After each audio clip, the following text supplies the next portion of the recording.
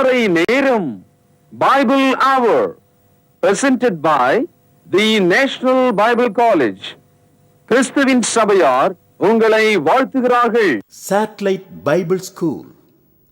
வாழ்த்துக்கள் திருமறை நேரம் நேயர்களே. ஆண்டவர் இயேசு கிறிஸ்துவின் இனிய நாமத்திலே உங்களை அன்போடு கூட வரவேற்கிறோம். எக்லீசியா சபை.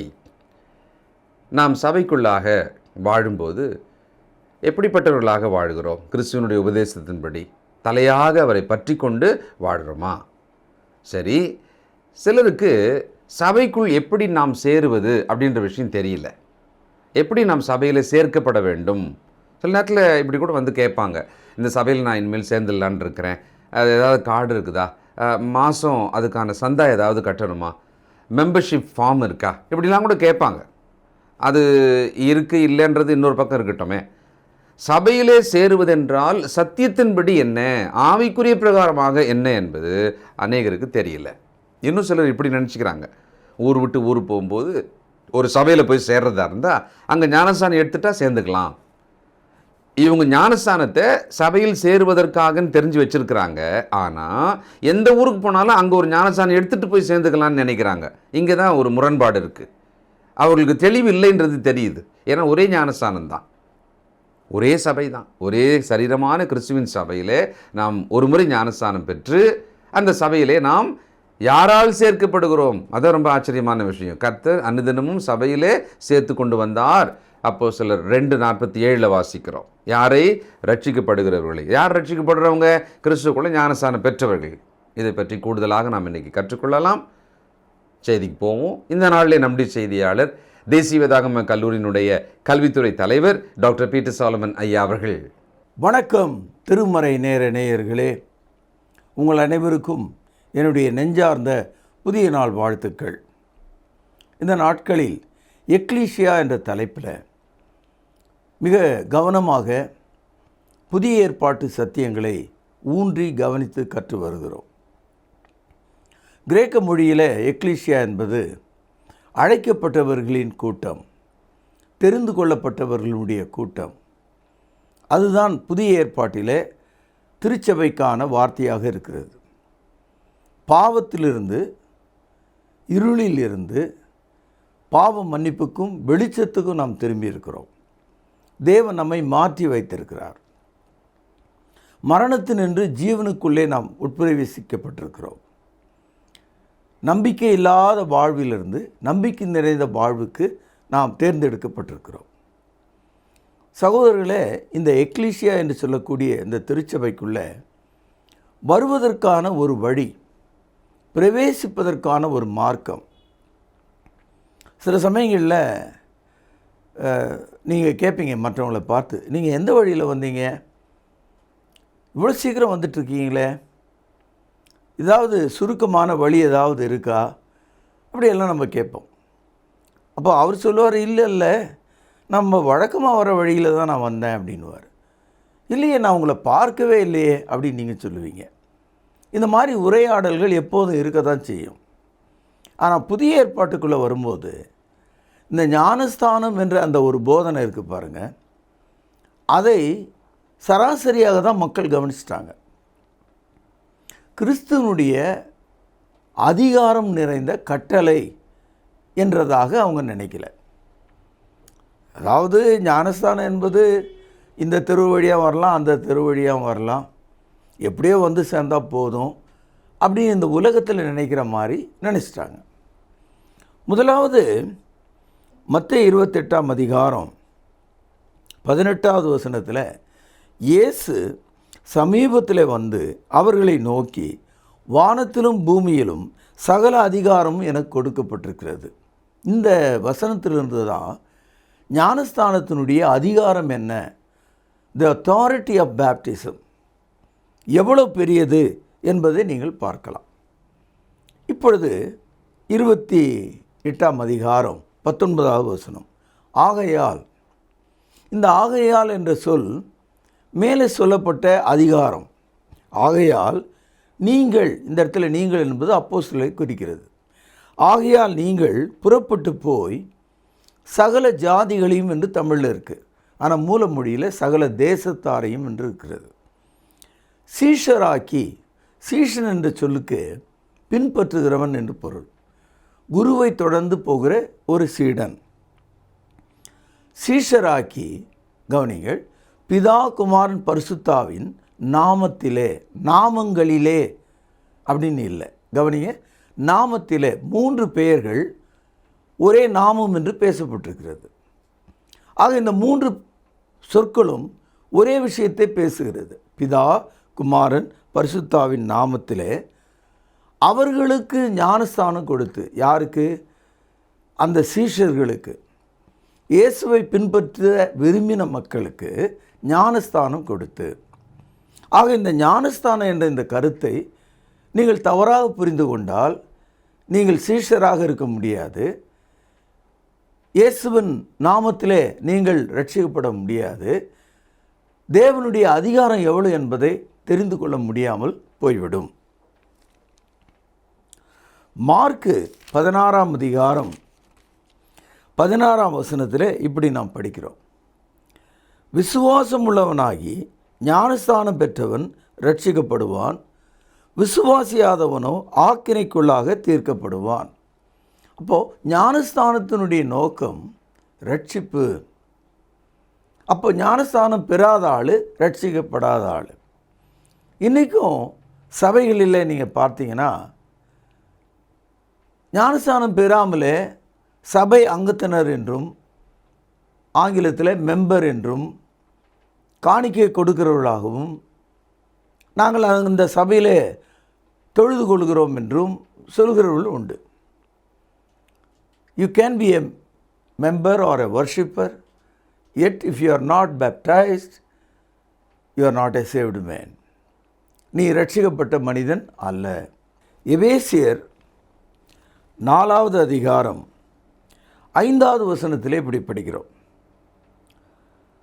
ஒரே கர்த்தரும் ஒரே விசுவாசமும் ஒரே ஞானஸ்தானமும். இன்றைக்கு கிறிஸ்தவ சபைகளில் ஒன்றுக்கு மேற்பட்ட ஞானஸ்தானங்களை ஒவ்வொரு சபையிலும் போதகர்கள் செய்து கொடுத்து வருவதை நீங்கள் பார்க்கலாம். சென்னையில் ஒன்று, பெங்களூரில் ஒன்று, இப்படி பல ஞானஸ்தானங்களை எடுத்துக்கொள்வாங்க. ரெண்டாவது, ஞானஸ்தானங்களை பல காரணங்களுக்காக கூட எடுப்பாங்க. வியாதியாக இருக்கிற கணவர் சுகமடையணும், ரொம்ப மரணப்படுக்கையில் இருக்கிற அப்பாவை சுகமாக்கணும், அல்லது என்னுடைய கடனெல்லாம் திரும்பணும், இதுக்காக ஞானஸ்தானம் எடுப்பாங்க. ஆக மரித்தோருக்காக, பணத்துக்காக, சுகத்துக்காக ஞானஸ்தானம் இல்லை. ஞானஸ்தானம் என்பது பாவ மன்னிப்பிற்காக. இப்பொழுது ரோமருக்கு எழுதிய நிருபம் 6ஆம் அதிகாரத்தில் ஞானஸ்தானம் என்பது ஒரு கொள்கை, ஒரு போதனை. It is a doctrine or a teaching. ரோமருக்கு எழுதிய நிருபம் 6ஆம் அதிகாரம் 17ஆவது வசனம். முன்னே நீங்கள் பாவத்திற்கு அடிமைகளாயிருந்தும், ஞானஸ்தானத்துக்கு முன்னால், இப்பொழுது உங்களுக்கு, பேனால் அடிக்கோடிடுங்கள், ஒப்புவிக்கப்பட்ட உபதேச சட்டத்திற்கு. ஒப்புவிக்கப்பட்ட உபதேச சட்டம். சட்டம் என்றால் ஆங்கிலத்தில் லா தானே. இப்போது அரசு ஆணை வெளியிடுகிறது. அது அரசு ஆணையை வெளியிடும்போது அதுக்கு எல்லா அதிகாரமும் உண்டு. இவர்களுக்கு 25 லட்சம் ரூபாய் கொடுக்க வேண்டும் என்று அரசாணை வெளியிட்டால் அந்த ஆணை செல்லுபடியாகும். அது மாதிரி ஞானஸ்தானத்திற்கான ஒரு ஆணை, ஒரு உபதேசம், ஒரு கொள்கை சட்டமாக இருக்குது. சட்டத்துக்கு 2 வேலை தான். கீழ்ப்படிந்தால் ஆசீர்வாதம், எதிர்த்து நின்றால் தண்டனை. அப்படி தானே? சிவப்பு விளக்கு எரியும் போது முச்சந்தியில் நீங்கள் நிற்க வேண்டும், அது ஆசீர்வாதம். மீறி போனால் உங்களுக்கு தண்டனை. ஆக எல்லா சட்டங்களுமே 2 பார்வை தான் உடையதாக இருக்குது. ஒன்று கீழ்ப்படிதல் அல்லது கீழ்ப்படியாமையே அது காட்டுகிறது. இப்போ என்ன சொல்கிறாரு? உங்களுக்கு ஒப்புவிக்கப்பட்ட உபதேச சட்டத்திற்கு என்ன சொல்கிற பாருங்க, நீங்கள் மனப்பூர்வமாய் கீழ்ப்படிந்ததுனாலே. ஞானஸ்தானம் என்பது யாரோ தள்ளுறதோ, யாரோ வற்புறுத்துவதோ, அல்லது மனம் இல்லாமலோ காரணம் இல்லாமலோ நோக்கம் இல்லாமலோ ஒரு சூழ்நிலை கைதியைப் போலவோ நீங்கள் எடுக்கக்கூடாது. யாரோ ஒருவர் 500 ரூபாய் கொடுக்கிறார் என்பதற்காக நீங்கள் ஞானஸ்நானம் எடுக்க முடியாது. யாரோ ஒருவர் நீங்கள் வாங்க அப்படின்னு சொல்லி உங்களை தண்ணியில் தள்ளினா அது ஞானஸ்நானம் கிடையாது. மனப்பூர்வமாய் கீழ்ப்படிந்ததுனாலே தேவனுக்கு ஸ்தோத்திரம். இந்த வசனத்தை திரும்ப திரும்ப படிங்க. ஆக ஞானஸ்தானம் பெற்ற ஒரு மனிதனை தேவன் ஆசீர்வதிக்கிறார். தேவனுடைய நாமம் மகிமைப்படுகிறது. நீங்கள் உங்களுக்கு ஒப்புவிக்கப்பட்ட அந்த உபதேச சட்டத்துக்கு கீழ்ப்படிந்ததினாலே தேவனுக்கு ஸ்தோத்திரம். சரி, அந்த உபதேச சட்டமாகிய அந்த ஞானஸ்தானத்திற்கு கீழ்ப்படிந்த மனிதன் இப்போ எப்படி இருக்கான்? ரோமர் 6ஆம் அதிகாரம் 18வது வசனம், பாவத்தினின்று நீங்கள் விடுதலையாக்கப்பட்டு நீதிக்கு அடிமையானீர்கள். ஞானஸ்தானத்துக்கு முன்னாலே நாம் பாவத்துக்கு அடிமைகளாக இருந்தோம். ஞானஸ்தானத்துக்கு பின்னாலே நாம் நீதிக்கு அடிமைகளானோம். எவ்வளோ ஆச்சரியமான ஒரு நிலைமை பார்த்தீங்களா? இதனால தான் எக்லீசியா என்ற செய்தியில் சபைக்குள்ளே நீங்கள் வருவதற்கு ஞானஸ்தானம் அவசியம் என்பதை நீங்கள் புரிந்து கொள்ள வேண்டும். இயேசு கிறிஸ்துவும் நிக்கதேமினிடத்தில் பேசும்போது, ஒருவன் ஆவினாலும் ஜலத்தினாலும் பிறவாவிட்டால் தேவனுடைய ராஜ்யத்தை காண மாட்டான், பிரவேசிக்க மாட்டான். யோவான் 3ஆம் அதிகாரம் 5வது வசனம். ஆகவே ஞானஸ்நானம் இல்லாமல் ஒரு மனிதன் ரட்சிக்கப்பட முடியாது. மார்க் 16:16 படித்தோம், விசுவாசம் உள்ளவனாகி ஞானஸ்நானம் பெற்றவன் ரட்சிக்கப்படுவான், ஞானஸ்நானம் பெறாதவன் ஆக்கினைக்குள்ளாக தீர்க்கப்படுவான். இப்பொழுது இந்த ஞானஸ்தானத்தை ஆரம்ப கால மக்கள் எப்படி பெற்றார்கள்? எல்லா இடங்களிலும் அதையே பெற்றிருக்கிறார்கள். சிலர் சபைகளில் விவாதம் செய்கிறார்கள். இப்போது பாலைவனம், அங்கே எங்கே தண்ணி, ஆகவே ஞானஸ்தானம் கொடுக்க முடியாது. ஐஸ்லாந்து போன்ற குளிர் பிரதேசம், அங்கே எப்படி ஞானஸ்தானம் கொடுக்க முடியும்? இப்படியெல்லாம் தந்திர மந்திரமான வார்த்தைகளை பேசுகிறாங்க. ஆனால் பாலைவனத்தில் வாழுகிறவர்கள் தண்ணீர் குடித்து உணவு சமைத்து துணி துவைத்து தான் வாழுகிறாங்க. அப்போ எங்கேயோ அங்கே தண்ணீர் இருக்குது. ஐஸ்லாந்தில் வாழுகிறவர்களும் அங்கே வீடு கட்டி அவர்கள் துணிகளை துவைத்து அவர்கள் உணவை சமைத்து அவர்கள் வாழ்கிறார்கள். அப்போ அங்கேயும் தண்ணீர் இருக்கிறது. ஆகவே இப்படிப்பட்ட ஒரு சுருக்கமான பதிலை ஏமாற்றுகிறவர்கள் எப்போதும் சொல்லி கொண்டிருப்பாங்க. இப்போ தண்ணீர் இந்த இடத்துல இல்லைன்னா இன்னொரு இடத்த நீ தேடி போகணும். அதுதான் பைபிளினுடைய போதனை. அப்போஸ்தலர் நடபடிகள் 8ஆம் அதிகாரத்தில் எத்தியோப்பிய மந்திரி தண்ணீரை தேடி தண்ணீர் உள்ள ஒரு இடத்திற்கு வந்தபோது, இங்கே தண்ணீர் இருக்கிறதே, நான் ஞானஸ்நானம் பெறுவதற்கு தடை என்ன என்று கேட்டான். அப்போஸ்தலர் நடபடிகள் 8ஆம் அதிகாரம் 36வது வசனம், இவ்விதமாய் அவர்கள் வழி நடந்து போகையில் தண்ணீர் உள்ள ஒரு இடத்திற்கு வந்தார்கள். அப்பொழுது மந்திரி, இதோ தண்ணீர் இருக்கிறது, நான் ஞானஸ்நானம் பெறுவதற்கு தடை என்ன என்றான். So you need to search for water if it is not available nearby you. ஆகவே ஞானஸ்தானம் இல்லாமல் திருச்சபைக்குள்ளே நீங்கள் பிரவேசிக்க முடியாது, ரட்சிக்கப்பட முடியாது. நேரத்தை கருதி சுருக்கமாக, முதல் நூற்றாண்டு காலத்தில் அப்போஸ்தலர் நடபடிகள் என்ற இந்த புத்தகத்தில், இந்த வரலாற்று புத்தகத்தில் மொழி மாறுகிறது. ஆணாக இருக்கிறார்கள், பெண்ணாக இருக்கிறார்கள், பெரிய அதிகாரிகளாக இருக்கிறார்கள், சாதாரணமான ஒரு ஊழியர்களாக இருக்கிறார்கள், குடும்பமாக இருக்கிறார்கள், தனி மனிதர்களாக இருக்கிறார்கள். எல்லா மனிதர்களும் ஒரே மாதிரி தான் ஞானஸ்நானம் பெற்றிருக்காங்க. இப்போது அதிக பணம் கொடுத்தா சாமி தரிசனம் உடனே, பணம் இல்லாத ஆள் ஒரு நாளெல்லாம் லைனில் நின்றுவா, அந்த மாதிரி இல்லை. இது ஞானஸ்தானம் யார் வேணுனாலும் எப்போ வேணுனாலும் எடுத்தால் அவர்கள் ரட்சிக்கப்படுகிறவர்களாய் இருக்கிறார்கள். சில தகவல்களை உங்களுக்கு நான் காண்பிக்கிறேன், அப்படியே நீங்கள் படித்து கொண்டிருங்கள். அப்போஸ்தலர் நடபடிகள் 2ஆம் அதிகாரம் 41வது வசனம் பாருங்கள். அவனுடைய வார்த்தையை சந்தோஷமாக ஏற்றுக்கொண்டவர்கள் ஞானஸ்நானம் பெற்றார்கள். அன்றைய தினம் ஏறக்குறைய 3000 பேர் சேர்த்து கொள்ளப்பட்டார்கள். இவர்கள் எருசலேமில் வாழ்ந்த யூதர்கள், அதாவது இஸ்ரவேலர்கள். இப்பொழுது 8ஆம் அதிகாரம் 12வது வசனம்.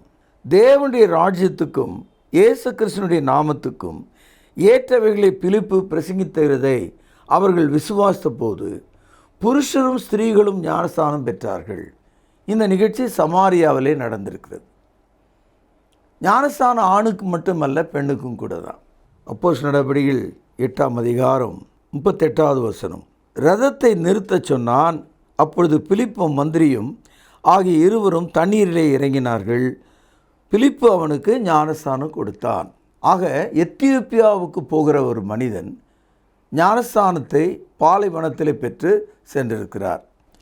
இப்பொழுது 9ஆம் அதிகாரம் 18வது வசனம். உடனே அவன் கண்களிலிருந்து மீன் செதில்கள் போன்றவைகள் விழுந்தது. அவன் பார்வை அடைந்து எழுந்திருந்து ஞானஸ்நானம் பெற்றான். இது யாருன்னா, கிறிஸ்தவ மார்க்கத்தை அழிப்பதற்காக எருசலேமிலிருந்து புறப்பட்ட ஒரு தீவிரவாதி சவுல் எனப்பட்ட அந்த பழைய மனிதன் தமஸ்குக்கு போகிற வழியில் கர்த்தரை சந்தித்து தமஸ்கு பட்டணத்திலே ஞானஸ்நானம் பெற்றார். சால் கன்வெர்டட் as பால். ஆகவே சவுலும் கூட ஞானஸ்நானம் பெற்றான் என்ற தகவல் உங்களுக்கு ஆச்சரியத்தை கொடுக்கும். அதே போல் அப்போஸ்தலர் நடபடிகள் 10வது அதிகாரத்தில் முதல் வசனம் பாருங்கள். இத்தாலிய பட்டாளம் எனப்பட்ட பட்டாளத்தில் 100க்கு அதிபதியாகிய கொர்நேலியு என்னும் பேர் கொண்ட ஒரு மனுஷன் செசரியா பட்டணத்திலே இருந்தான். இங்கே இஸ்ரவேலர்கள் அல்லாத ரோமர்கள் மத்தியிலிருந்து 100க்கு அதிபதி செசரியா பட்டணத்தில் ஞானஸ்நானம் பெற்றான். இந்த வரலாற்றை அப்போஸ்தலர் நடபடிகள் 10ஆம் அதிகாரம் 48வது வசனத்திலே நீங்கள் பார்க்கலாம். கர்த்தருடைய நாமத்தினாலே அவர்களுக்கு ஞானஸ்நானம் கொடுக்கும்படி கட்டளையிட்டான். ஆகவே கொர்நேலியும் அவனுடைய வீட்டாரும் ஞானஸ்நானம் பெற்ற ஒரு வரலாற்றை நாம் இங்கே படிக்கிறோம்.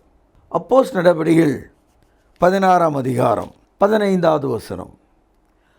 அவளும் அவள் வீட்டாரும் ஞானஸ்நானம் பெற்ற பின்பு அவள் எங்களை நோக்கி, நீங்கள் என்னை கர்த்தரிடத்திலே விசுவாசம் உள்ளவர்கள் என்று எண்ணினால் என் வீட்டிலே வந்து தங்கியிருக்க வேண்டும் என்று வருந்தி கேட்டுக்கொண்டாள்.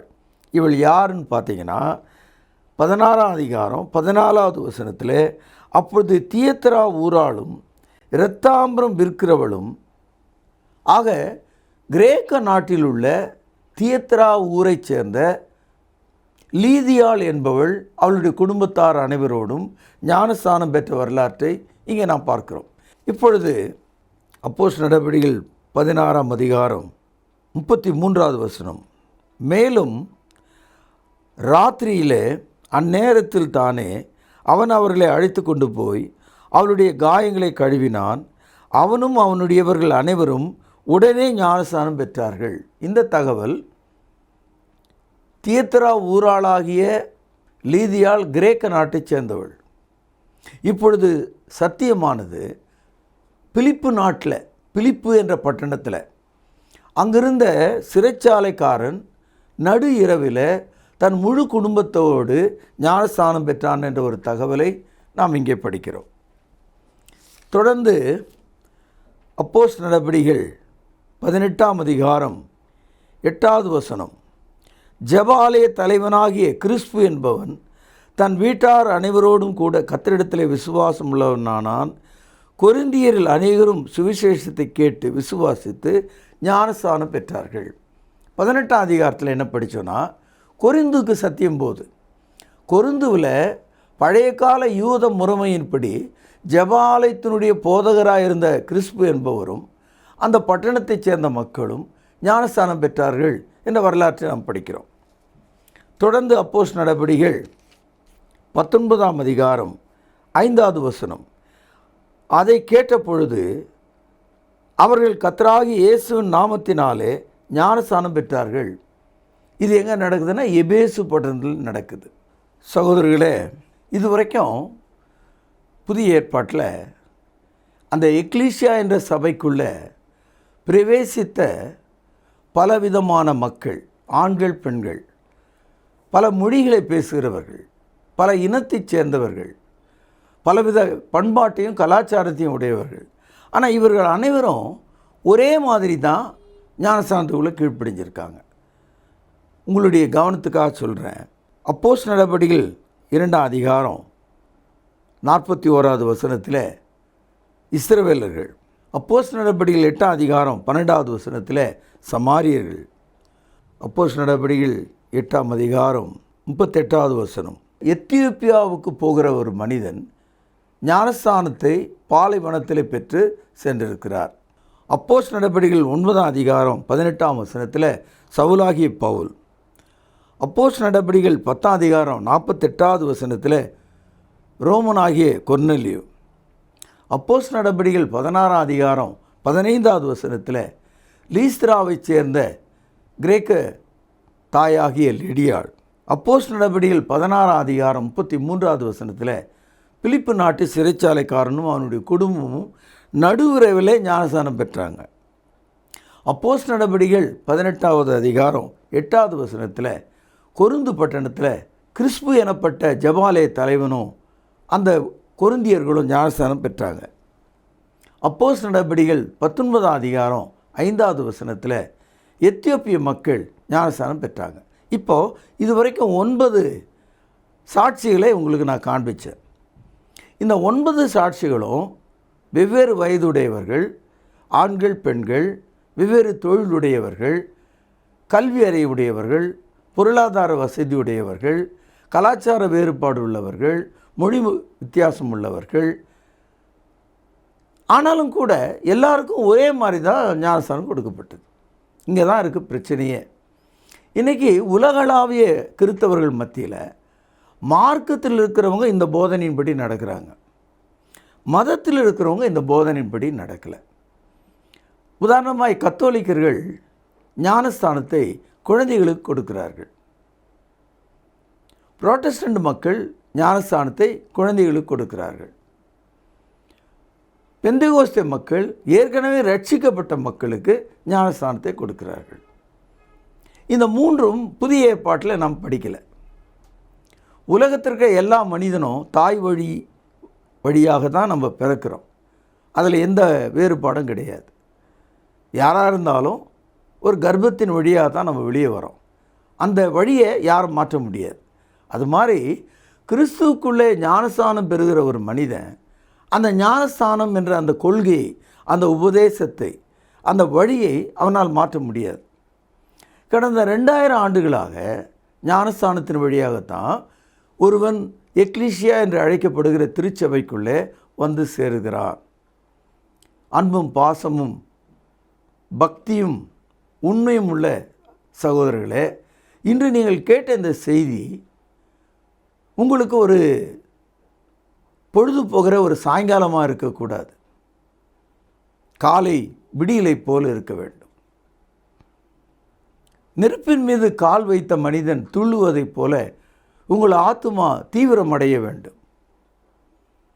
உங்கள் மனசாட்சி எழுப்பப்பட வேண்டும். பாரம்பரியம் என்ற அடிமைத்தனத்திலிருந்து நீங்கள் எழுந்து வெளியே வர வேண்டும். செத்த ஆளை பாடையில் வைத்து தூக்கி செல்வார்கள். திடீர்னு ஒரு சத்தம் கேட்டுது, நீங்கள் இந்த தெரு வழியாக போகாதீங்க, அடுத்த தெரு வழியாக போங்க அப்படின்னு. அப்போ தூக்கி சென்றவங்க எங்கிருந்து வருது அந்த சத்தம்னு கேட்டால் யாருமே அந்த மாதிரி சொன்னதாக அவங்களுக்கு தெரியல. திரும்பவும் அதே மாதிரி ஒரு சத்தம் கேட்டுது. அப்பொழுது பாடையில் இருந்தால் சொல்லிகிட்ருக்கார், அது மாதிரி நடக்குமா? செத்தாள் பேசுவானா? பேச மாட்டான். அது மாதிரி என் அன்பு சகோதரர்களே, ஏற்கனவே நாம் செத்த சபைகளில் செத்த போதனையில் கிடக்கிறோம். அங்கே உட்காந்துக்கிட்டு நீங்கள் இந்த வழியில் போங்க, அந்த வழியில் போங்கன்னு உங்களை நீங்கள் மாற்றிக்க முடியாது. ஆக உங்களுடைய வயது எதுவானாலும், அதாவது நன்மை தீமை அறிகிற அறிவு உடைய ஒரு மனிதனாக, பாவம் தீமை அறிகிற ஒரு மனிதனாக நீங்கள் இருக்கும்போது உங்களுக்கு வயது என்பது ஒரு தடை அல்ல. அது 10ஆக இருக்கலாம் அல்லது 99ஆக இருக்கலாம். பாவம் மன்னிப்புக்கென்று ஞானஸ்தானம் கண்டிப்பாக பெற வேண்டும். சிலர் என்னை பார்த்து கேட்குறாங்க, 99 வயது உள்ள ஒருவரை தண்ணீரில் முழுகுனா அவர் செத்து போக மாட்டாரா? இந்த மாதிரியான சந்தேக கேள்விகளை கேட்கறதுனால தேவனுடைய வார்த்தையை என்னால் மாற்ற முடியாது, தேவனுடைய வசனமும் மாறாது. யாருக்கு எங்கே மரணம் ஏற்படணுமோ அவர்களுக்கு அங்கே ஏற்படும். ஆக இந்த மாதிரியான தந்திர மந்திர பேச்சுகளை நாம் பேசக்கூடாது. வனாந்தரத்தில் எப்படி ஞானஸ்தானம் கொடுக்க முடியும்? ஐஸ்லாந்தில் எப்படி ஞானஸ்தானம் கொடுக்க முடியும்? 99 வயது உள்ள மனிதனை எப்படி தண்ணியில் முழுக வைக்க முடியும்? இதெல்லாம் தேவையில்லாத கேள்விகள். உங்களுக்கு கொடுக்கப்பட்ட காலத்தில் நேரத்தை நீங்கள் கேட்டு கீழ்ப்படிந்து உங்களுக்கு ஒப்புவிக்கப்பட்ட அந்த உபதேசத்துக்கு மனப்பூர்வமாய் நீங்கள் கீழ்ப்படிந்தால் உங்கள் பாவங்களிலிருந்து நீங்கள் விடுதலையாகி நீதிக்கு அடிமைகளாக இருப்பீர்கள் என்று சொல்லி இன்றைய செய்தியை நான் இங்கே நிறைவு செய்கிறேன். நாளை நாம் சந்திப்போம், பிரார்த்தனை செய்வோம். மகா பரிசுத்த நிறைந்த எங்கள் அன்பான தகப்பனே, மிக உறுதியான நல்ல வார்த்தைகளை நேர்த்தியாக வரிசையாக நாங்கள் கேட்டோம். இது புரிந்து வாழ எங்களுக்கு உதவி செய்திருளும். இயேசுவின் நாமத்திலே ஜெபங்கேளும் பிதாவே, ஆமேன். திருமறை நேயர்களுக்கு இயேசு கிறிஸ்துவின் நாமத்தில் வாழ்த்துக்கள். சபை குறித்ததான ஒரு சிறந்த தொடரை பார்த்து கொண்டு வருகிறீர்கள். என்ன நேயர்களே, சபை குறித்த முழு விவரங்கள் உங்களுக்கு தெரிந்ததா? சபையை பற்றிதான ஏதாவது சந்தேகங்கள், கேள்விகள் இருந்தால் எங்களோடு தொடர்பு கொள்ளுங்கள். இன்றைக்கு சபை குறித்ததான அறிவில்லாத மக்கள் நம் மத்தியில் இருக்கிறார்கள். சபை குறித்தான சரியான அறிவு நம்முடைய மக்களுக்கு மத்தியில் இல்லை. ஆக இந்த நிகழ்ச்சியின் மூலமாக சபை என்றால் என்ன, அதை யார் கட்டினார்கள், யார்தான் சபையாக இருக்கலாம் என்பதை அருமையாக நாம் கேட்டுக்கொண்டு வந்தோம். இந்த நாளில் அந்த சபையில் பிரவேசிப்பது எப்படி என்பதையும் கேட்டு தெரிந்து கொண்டோம். பொதுவாக தவறான அபிப்பிராயம் என்னவென்றால், ஒரு சந்தா கட்டிவிட்டால், அங்கத்தினர் படிவத்தை நிரப்பி ஒரு கையெழுத்து போட்டுவிட்டால் நாம் அந்த சபையில் அங்கத்தினராகலாம் என்பதெல்லாம் மனிதர்களால் ஏற்படுத்தப்பட்ட ஒன்று. ஆனால் கிறிஸ்துவின் சபையிலே ஒருவர் பிரவேசிக்க வேண்டும் என்றால் அது கிறிஸ்துவின் வசனத்தின்படி இருக்க வேண்டும். பைபிள் படி நாம் சபையில் பிரவேசிக்க வேண்டும். அந்த வழியை தான் இன்று நாம் தெரிந்து கொண்டோம். இன்று நீங்கள் கேட்ட செய்திருந்து உங்களுக்கான பரிசு கேள்வி இதுதான். சபைக்குள் பிரவேசிக்க நாம் என்ன செய்ய வேண்டும்? $1 மில்லியன் கேள்வி என்று சொல்வார்கள். அதுபோல கோடி பணம் கொடுத்தாலும் இந்த சிறப்பான ஒரு கேள்வியை நீங்கள் கேட்டிருக்கு. இன்று நீங்கள் கேட்ட செய்தியிலிருந்து உங்களுக்கான பரிசு கேள்வி இதுதான். சபைக்குள் பிரவேசிக்க நாம் என்ன செய்ய வேண்டும்? கேள்வி மீண்டும் சொல்கிறேன், எழுதி கொள்ளுங்கள். சபைக்குள் பிரவேசிக்க நாம் என்ன செய்ய வேண்டும்? எழுதி கொண்டீர்களா? சரியான பதிலை எழுதுங்கள். தக்க பரிசு காத்திருக்கிறது. நேயர்களே, இந்த நிகழ்ச்சிகளை உங்களுடைய ஆண்ட்ராய்டு ஃபோனில் பார்க்க விரும்பினால் பைபிள் அவர் டிவி என்ற ஆப்பை டவுன்லோட் செய்யுங்கள். 24 மணி நேரமும் நம்முடைய நிகழ்ச்சிகளை நேரடியாகவும் தேவைப்படும் நிகழ்ச்சிகளாகவும் பார்த்து மகிழலாம். அது மட்டுமல்ல, ஆடியோவாகவும் கேட்டு பிரயோஜனப்படலாம். பிறருக்கு இந்த ஆப் பைபிள் அவர் டிவி ஆப்பை பற்றி சொல்லுங்கள். அது உங்களுக்கு பிறருக்கும் இந்த பைபிள் அவர் டிவி ஆப்பை பற்றி சொல்லுங்கள். நிச்சயமாக அது அநேகருக்கு பிரயோஜனமாக இருக்கும். தொடர்ந்து பாருங்கள், பிறரையும் பார்க்கும்படி உற்சாகப்படுத்துங்கள். மீண்டும் உங்களை சந்திக்கும் வரை ஆண்டவராக இயேசு கிறிஸ்துவின் திவ்ய கிருபை உங்கள் அனைவரோடும் கூட இருப்பதாக. அன்பானவர்களே, புதிய ஏற்பாட்டு தொழுகைக்கு திரும்புங்கள். இடம் YMCA வளாகம், ஹைகோர்ட் எதிரில், பிரதி ஞாயிறு காலை 11 மணி அளவில் அன்புடன் அழைக்கிறோம். Come and worship with us every Sunday at 11 a.m. YMCA Hall, opposite High Court, Parish Corner. கர்த்தாவே, தேவர்களில் உமக்குப்பானவர் யார்? வானத்திலும் பூமியிலும் உமக்குப்பானவர் யார்? உமக்குப்பானவர் யார்? உமக்குப்பானவர் யார்? வானத்திலும் பூமியிலும் உமக்குப்பானவர் யார்? வானத்திலும் பூமியிலும் உமக்குப்பானவர் யார்? தொடர்பு கொள்ள வேண்டிய முகவரி: திருமறை நேரம், 58 சர்ச் தெரு, குமரன் நகர், சென்னை 6,82,000. தொலைபேசி எண் 044255008882. செல்போன் 9385500882.